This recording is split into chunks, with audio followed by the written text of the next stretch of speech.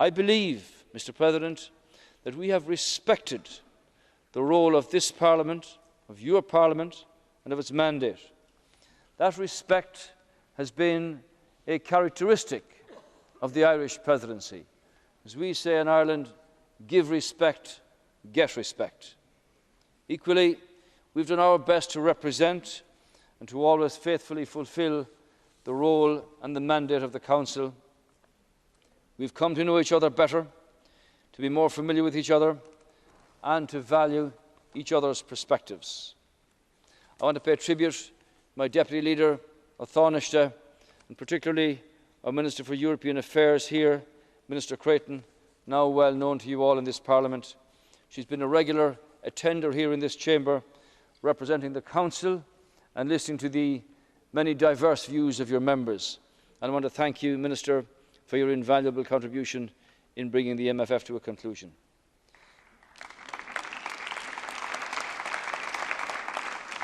Yes, thank you for that. Yes, for all of us, the Presidency, the Parliament and the Council, the work has been challenging, the work has been daunting, but individually and especially as a team, we have been equal to that challenge because we are strengthened and we are uplifted in what is our common cause, our proud people and their proud and prosperous and peaceful future.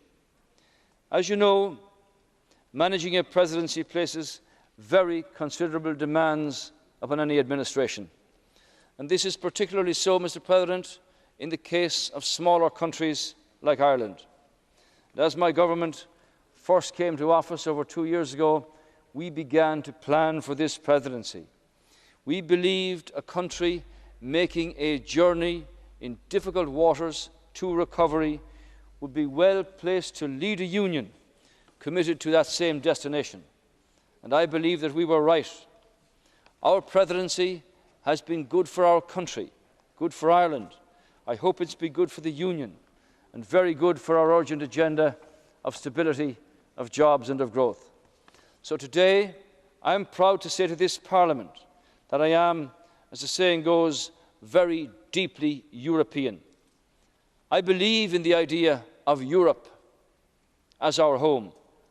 And because I do, I believe as Europeans that we do ourselves an injustice by failing to marvel at what we have made, and above all, what we have made together from the wreckage of war and of atrocity and of chaos.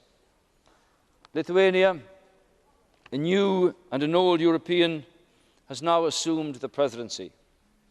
I'm drawn indeed to the words of the man who called himself the last citizen of the Grand Duchy of Lithuania, the Nobel laureate who was perhaps best known as a Polish writer.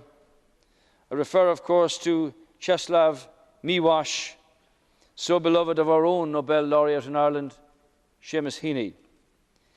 Miłosz wrote, "Undoubtedly, I would call Europe my home, but it was a home that refused to acknowledge itself as a whole.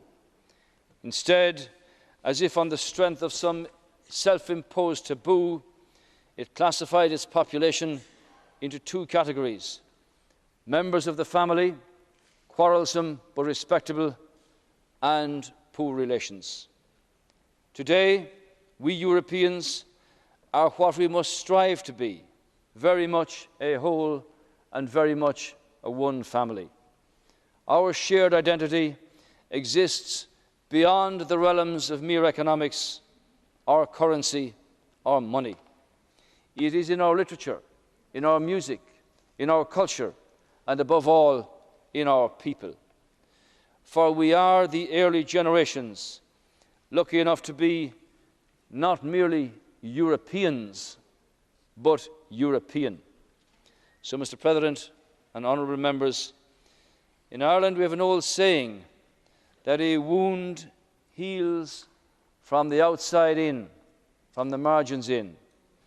I hope that what we have achieved at the western margins will bring a new healing with it, and a new hope, and a new prosperity to our European people, to our European home.